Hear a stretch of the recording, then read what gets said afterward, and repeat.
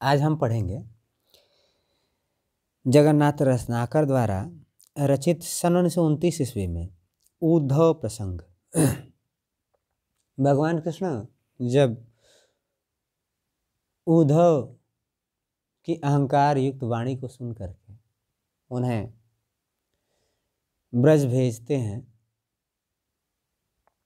तो ब्रज आने के बाद उद्धव की क्या दशा होती है, उद्धव अपने ब्रह्म ज्ञान को यहाँ के लोगों को कैसे देते हैं और उसके बदले में उन्हें क्या सुनना पड़ता है, इसकी चर्चा कवि ने यहाँ की है। उद्धव जब ब्रज में पहुँचते हैं तो वहाँ क्या होता है, सुनिए। भेजे मन भावन के उद्धव के यावन की सुधि ब्रज गावन में पावन जबे लगी, कह रत्नाकर गुआरिन की झौरी झौरी दौरी दौरी नंद पौरी यावन तबे लगी, उझा की पद कंजन के पंजन पे पेखी पेखी पाती छाती छोहनी छबे लगी। हमको लिख्यो है कहा, हमको लिख्यो है कहा, हमको लिख्यो है कहा, कहन सबे लगी। ब्रज में जब उद्धव पहुँचते हैं और भगवान कृष्ण के दरवाजे पर जब ही पहुँचते हैं, पूरे ब्रज में यह बात फैल जाती है कि कोई कृष्ण का संदेश लेकर के आया हुआ है, कृष्ण के द्वारा भेजी गई चिट्ठी पत्री लेकर के आया है। तो उसी के बारे में कहते हैं जगन्नाथ दास रत्नाकर कि भेजे मन भावन के उद्धव के आवन की, मन को भाने वाले भगवान कृष्ण के द्वारा भेजे गए उद्धव के आगमन की सुधि अर्थात सूचना ब्रज गावन में पावन जबे, ब्रज के गांव में जब वहाँ की स्त्रियां पाने लगीं ग्वालिने, तो कहें रत्नाकर ग्वालिन की झौरी झौरी। रत्नाकर कहते हैं कि ग्वालिनों का जो झुंड झुंड है वह दौड़ दौड़ करके नंद पौरी अर्थात नंद के दरवाजे पर आने लगे। ग्वालिनों का झुंड नंद के दरवाजे पर दौड़ दौड़ करके आने लगा। उझा की पद कंजन के पंजन पे पेखी पेखी छाती पाती छाती छोहन छबे लगे। और कहते हैं कि वहाँ उझक करके पंजों के बल उझक करके उझा की पद कंजन के पंजन पे कमल रूपी चरणों के पंजों पर उझक करके पेखी पेखी पाती छाती छोहने छबे। पेखी पेखी अर्थात पाती को अर्थात जो चिट्ठी पत्री थी, पेखी पेखी करके अर्थात छीन छीन करके अपने हृदय से सभी की सभी लगाने लगे। हमको लिखो है कहाँ, हमको लिखो है कहाँ, हमको लिखो है कहाँ, कहन सबे लगे। और हमारे लिए कहाँ लिखा है, हमारे लिए कहाँ लिखा है, हमारे लिए कहाँ लिखा है, यह कहते हुए उस चिट्ठी पत्री को जो लेकर के आए थे उद्धव, सभी के सभी छीना झपटी करती हैं और इसी में वह सारी की सारी चिट्ठी पत्री अलग अलग टुकड़ों में सबके हाथों में पहुंच जाती है, जिसे वह अपनी हृदय से लगाती हुई दिखाई देती हैं।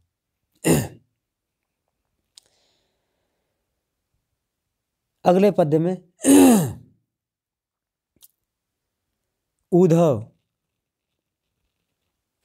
अपने ब्रह्मज्ञान का संदेश देते हुए दिखाई देते हैं, गोपियों को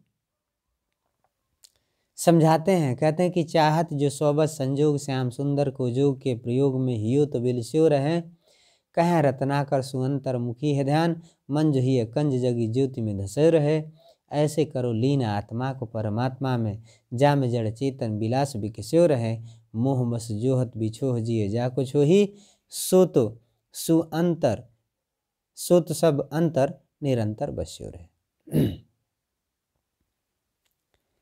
कहते हैं उद्धव कि जो अगर श्याम सुंदर का संयोग अर्थात मिलन चाहते हो कि श्याम सुंदर अर्थात कृष्ण हमेशा तुम्हारे पास रहें, तो योग के प्रयोग में हियो तो बिलस्यो रहे, तो अपने हृदय को योग साधना के विकास में, विलास में, आनंद में लगाए रखो। अपने हृदय को योग साधना में डुबाए रखो। कहें रत्नाकर सुअंतरमुखी है ध्यान, मन जो ही कंज जगी ज्योति में धस। आगे समझाते हैं, कहते हैं रत्नाकर की वह कहते हैं उद्धव ग्वालिनों से कि ध्यान जो है अंतर्मुखी होना चाहिए, अर्थात बाहर कोई चीज़ न देखे बल्कि अपने भीतर ही, अपने हृदय में ही वह ध्यान लगा होना चाहिए।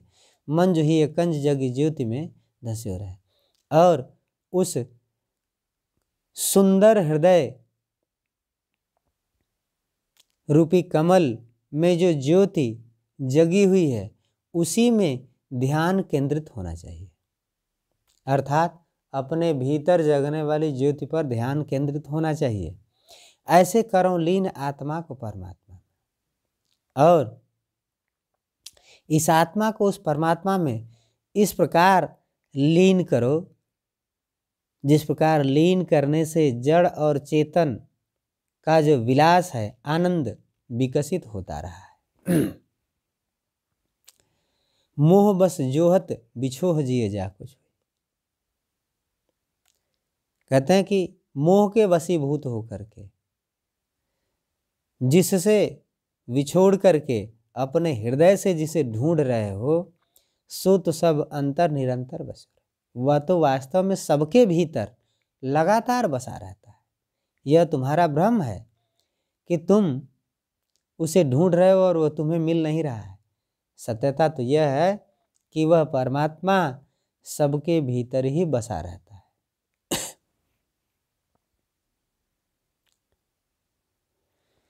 सुनी सुनी उद्धव की यकह कहानी, कान को ठहरानी को था नहीं थी रानी है। कह रत्नाकर रिसानी बर रानी को बिलखानी भी कलानी भी थकानी है। आ को से दसानी को भरी दृग पानी रही, को घूम घूम परी भूमि मुरझानी है। को श्याम श्याम के बह की बिललानी को कोमल करे जो थाम सहमी सुखानी। आगे कहते हैं कि सुनी सुनी उद्धव की अकह कहानी का, उद्धव जो ब्रह्म ज्ञान योग साधना की बातें करते हैं, उस न कही जाने वाली कहानी को अपने कानों से सुन करके को ठहरानी को था नहीं थिरानी। ग्वालिनों में से कोई थरथर कांपने लगती है, ठहरानी अर्थात थरथरा कर कांपना, को था नहीं थिरानी है, और कोई अपने स्थान पर ही स्थिर हो जाती है। कहें रत्नाकर रिसानी बर रानी को, रत्नाकर कहते हैं कि कोई ग्वालिनें ऐसी हैं जो गुस्से में बर्राने लगती हैं, अर्थात गालियां बकने लगती हैं। को बिलखानी बिकलानी बिथकानी है, कोई रोने बिलखने लगती हैं, कोई व्याकुल हो जाती हैं, और उसी में से कुछ ऐसी हैं जो बिथकानी है, अर्थात अत्यंत थकान से शिथिल हो चुकी है। को से दसानी को भरी दीर्घ पानी रहे, उसमें से कुछ ऐसी हैं जो पसीने में डूब जाती हैं, पसीने पसीने हो जाती हैं। को भरी दीर्घ पानी रहे, और बहुत सारी ऐसी ग्वालिनें हैं जिनकी आंखें आंसुओं से भर जाती हैं। को घूम घूम परी भूमि मुरझानी है, और कोई ऐसी हैं जो घूम घूम कर वहीं भूमि पर मूर्छित हो जाती है। को श्याम श्याम के बह की बिललानी को कोमल करे जो थाम सहमी सुखानी। कुछ तो ऐसी हैं जो इन बातों को सुनकर के कृष्ण में पूरी तरह तन्मय होकर के ऐसा लगता है कि उन्होंने अपनी चेतनावस्था को ही खो दिया है, और लगातार श्याम श्याम कहते हुए बिललाने लगती हैं। कोमल करे जो थाम सहमी सुखानी, और कुछ ऐसी हैं जो अपने कोमल हृदय को पकड़ कर सहम करके वहीं बैठ जाती हैं। सुखानी अर्थात मूर्छित होने की स्थिति। ये कहते हैं मानो उनके भीतर कोई ताकत, ऊर्जा ही नहीं रह गई है, वहीं स्थिर हो जाती हैं।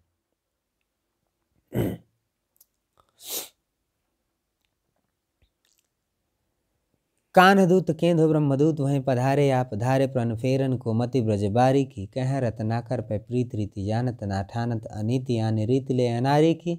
मान्य हम कान्ह ब्रह्म ये कही कहे हो जो तुम, तो हूँ हमें भावती न भावना अन्यारी की। आगे कहते हैं कि उद्धव समझाते हैं, कहते हैं कि देखो, जिस कन्हैया को तुम पूज रहे हो वही संसार का है, और जिस ब्रह्म को पूजने की चर्चा हो रही है वही संसार का नहीं है। अर्थात वह पर ब्रह्म है जिसका कोई आकार नहीं है। जिस कृष्ण को तुम पूजते हो मानते हो उसका एक आकार है, और यह दोनों एक ही हैं। तो इसको पूजने या इसको मानने की बजाय उस ब्रह्म को क्यों नहीं मानते।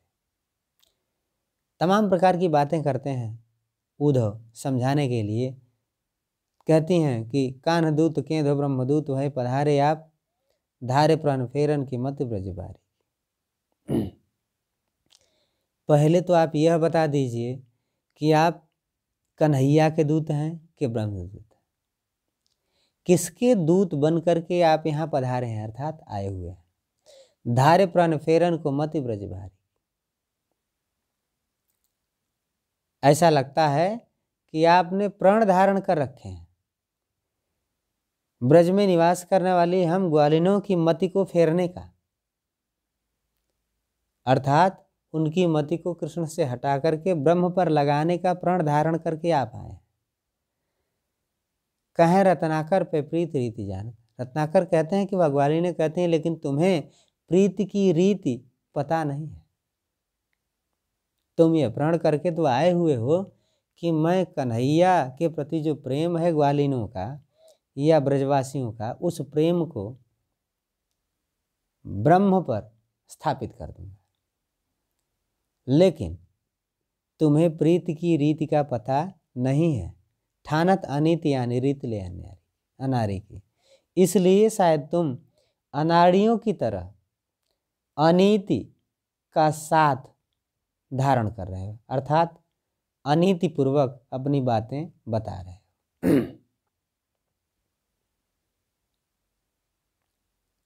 और अनीति की रीति को धारण कर रहे हो, अर्थात अनीति का रास्ता तय कर रहे हो, और उस रास्ते से हमें अनाड़ियों की तरह एक दूसरे किसी भगवान का रास्ता दिखा रहे हो। मान्य हम कान्ह ब्रह्म एक ही कहे हो जो तुम कहते हो, तो हम थोड़ी देर के लिए मान लेते हैं कि कन्हैया और ब्रह्म एक ही है। तो हूँ हमें भावती न भावना अन्यारी। इसके बावजूद भी हमें किसी दूसरे की भावना आनंदित नहीं करती है, या वह सुख प्रदान नहीं करती जो कृष्ण को याद करने से मिलता है। जई है बनी बिगड़ी न बारी देता बारी की, बूंदता बिलई है बूंद बिबस बिचारी। हम जानते हैं कि उस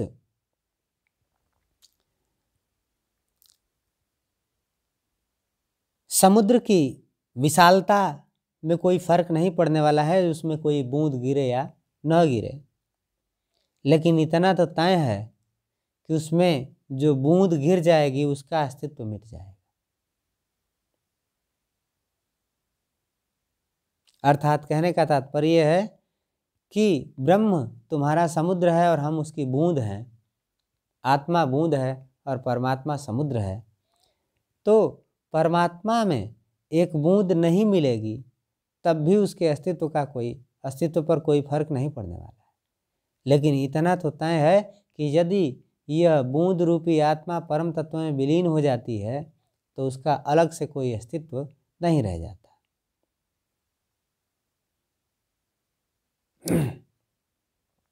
अर्थात कहने का तात्पर्य है कि हम उस परमात्मा या परब्रह्म रूपी समुद्र में अपने आप को मिलाने को तैयार नहीं हैं, क्योंकि हम अपना अस्तित्व मिटाना नहीं चाहते। चिंतामणि मंजुल पमार धूर धारण में, कांच मन मुकुर सुधारी राखिबो कहो, कह रत्नाकर वियोगी आगिसारन को, उधो हाय हमको बयारी भाखिबो कहो, रस रूपहीन जाहि निपट निरूप चुके, ताको रूप ध्याइयो रस चाखिबो कहो। एते बड़े विश्व माही हेरे हूँ न पहिए जाहि, ताहि त्रिकुटी में नैन मुँह लाखिबो। उद्धव कहते हैं कि तुम भ्रम में हो, तुम्हें अंत में उसी पर ब्रह्म की शरण में जाना है और मोक्ष की प्राप्ति के लिए अर्थात इस भवसागर को पार करने के लिए तुम्हें उसी पर ब्रह्म का सहारा लेना पड़ेगा। तो उनके इस ज्ञान मई कथनों का जवाब देते हुए कुछ तर्क रखती हैं ग्वालिनी ने और बताती हैं कि तुम्हारे कथन नीतिपूर्वक कहे गए कथन दिखाई नहीं देते, उनमें भेद दिखाई देता है। चिंतामणि मंजुल पवार धूर धारण में कांच मन मुकुर सुधार राखिबो। कहते हैं कि हे उद्धव, चिंतामणि मंजुल पवार धूर धारण में, चिंतामणि मंजुल अर्थात जो चिंताओं को दूर करने वाली मणि रूपी कमल है, पमारी धूर धारण में फेंक करके धूल में। कहते हैं कि हे उद्धव, तुम उस चिंता मणि रूपी मणि को अर्थात यहाँ भगवान कृष्ण की बात कही गई है चिंतामणि के रूप में, उसे फेंक कर कहते हो कि इसे धूल में फेंक दो और कांच मन मुकुर सुधार राखो। कच्चे मन रूपी दर्पण को अच्छी तरह बांध कर रखने के लिए कहते हो, धारण करके रखने के लिए कहते हो। कहें रत्नाकर वियोग यागिसारन को, उधो हाय हमको बयार भाखिबो कहो। रत्नाकर कहते हैं कि वह ग्वालिनी कहती हैं कि हे उद्धव, तुम कैसे आदमी हो कि वियोग यागिसारन को, वियोग की अग्नि को मिटाने के लिए तुम हमें बयार अर्थात वायु का भक्षण करने के लिए कहते हो। योग साधना के अंतर्गत वायु भक्षण का विधान किया जाता है। शायद उद्धव उसी की चर्चा कर रहे थे।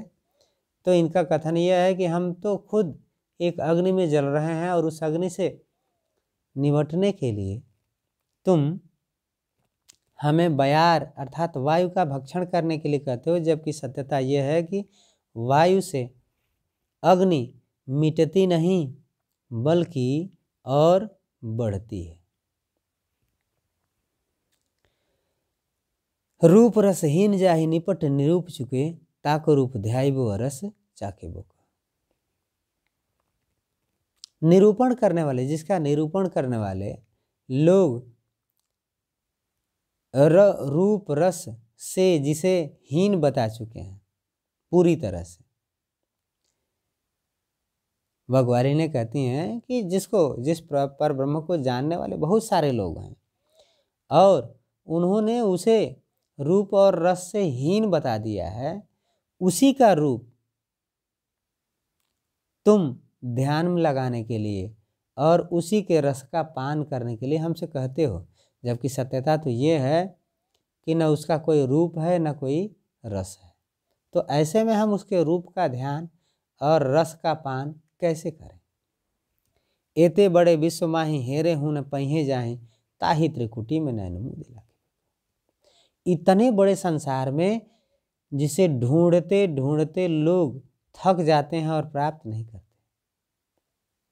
पाई नहीं पाते हैं, उसी को तुम इस त्रिकुटी में आँख मूंद कर देखने के लिए कहते हो। त्रिकुटी का मतलब होता है वह स्थान जो दोनों आँखों के बीच माथे पर होता है, जहाँ तिलक लगाया जाता है, उसे ज्ञान चक्षु भी कहते हैं। यहाँ त्रिकुटी का कथन उसी के लिए कहा गया है। उस योग साधना के अंतर्गत आंखें बंद करके उन आँखों का सारा ध्यान वहीं लगाने के लिए कहा जाता है और वहीं से सब कुछ देखने के लिए कहा जाता है। तो यहाँ भी उद्धव द्वारा कहा गया कथन त्रिकुटी में आंख मूंद कर देखने के लिए कहा गया है, जिसे वो कहती हैं कि जो इतने बड़े संसार में ढूंढने पर नहीं मिलता है वह इस त्रिकुटी में कैसे मिल जाएगा, उसी में तुम देखने के लिए कहते हो। यहाँ उद्धव पूरी तरह से परेशान है कि आखिर इन्हें समझाया जाए तो कैसे समझाया जाए।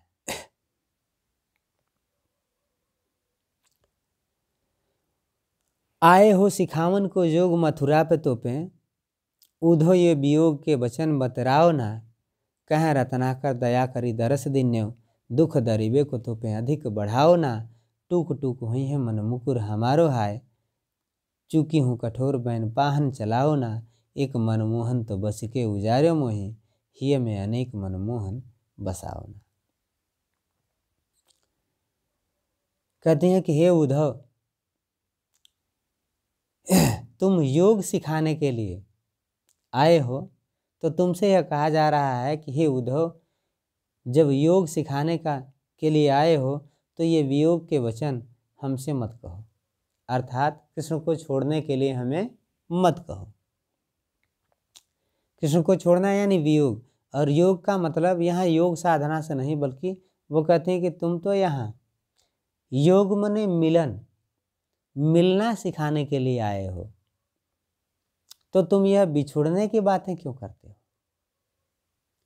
जो अगर किसी से मिलने के लिए किसी को छोड़ना पड़े तो फिर यह मिलन कहाँ है। मिलन तो वो है कि जिसमें समान रूप से सबको अवसर मिले और सबके साथ हम मिलजुल कर रह सकें। जबकि तुम कहते हो कि पर ब्रह्म से मिलना है तो कृष्ण को छोड़ना पड़ेगा।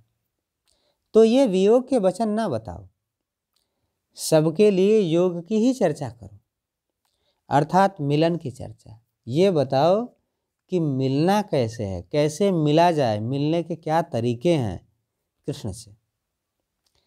कह रत्नाकर दया करी दरस दिन्यो, दुख दरिबे को तो पे अधिक बढ़ावना। रत्नाकर कहते हैं कि वह ग्वालिनी कहती हैं कि तुमने बड़ी दया की जो दर्शन दिया, लेकिन दर्शन दिए तो ठीक है, लेकिन हम दुखियों के दुख को तो और अधिक बढ़ाने का काम ना करो। टुक टुक हुई है मन मुकुर हमारो है, चूंकि हूँ कठोर बैन पाहन चला। तुम्हारी यह कठोर वाणी रूपी जो पत्थर हैं उन्हें चलाने का काम मत करो, क्योंकि इन्हें सुन करके हमारे हृदय टुकड़े टुकड़े हो जाएंगे, हमारा मन रूपी जो दर्पण है वह चकनाचूर हो जाएगा, और ऐसी स्थिति में एक मनमोहन तो बस के उजारे, एक ही मनमोहन इस मन रूपी दर्पण में बस करके उजाड़ करके चला गया। ही हमें अनेक मनमोहन बसाओ ना, और तुम इस हृदय में अनेक मनमोहनों को बसाने का काम मत करो, क्योंकि जो अगर ये अनेक मनमोहन बस कर चले गए तो शायद हम जिंदा नहीं रहे। यहाँ अनेक मनमोहन बसने से तात्पर्य है कि जब मन रूपी दर्पण एक है तो उसमें प्रतिबिंब एक ही बनता है, और जो अगर यह टुकड़े टुकड़े हो गया, हृदय टूट गया, तो यह मन रूपी दर्पण अनेकों की संख्या में हो जाएगा। और दर्पण की यह खासियत है कि टूटने के बाद जितने टुकड़े होते हैं सामने वाले का प्रतिबिंब उतनी ही बड़ी संख्या में बनता है। तो यहाँ उसी के लिए कथन कहा गया है कि एक मनमोहन तो बस के उजारे में। एक ही मनमोहन जब तक इस हृदय में थे तब तक तो वह अकेले ही बस करके उजाड़ कर चले गए। अब हृदय में जब अनेक मनमोहन बस जाएंगे, अर्थात टूट कर टुकड़े होगा, तो जितने टुकड़े होंगे उतने मनमोहन बसेंगे। तो ऐसी स्थिति में हमारी स्थिति क्या होगी। तो ये थे उद्धव प्रसंग के कथन जिन्हें अभी हम पढ़ रहे थे। अविशेष जो छंद हैं उन्हें हम अगली वीडियो में पढ़ेंगे। वीडियो को ध्यान से सुने, व्याख्या को, और इसका आनंद लेते हुए इससे ज्ञान प्राप्त करें और इसे अपने सिलेबस के अनुसार तैयार करें। और जो अगर वीडियो अच्छी लगे तो लाइक और सब्सक्राइब कर दें चैनल को, ताकि अगली वीडियो आपको नोटिफिकेशंस के साथ प्राप्त हो सके। धन्यवाद।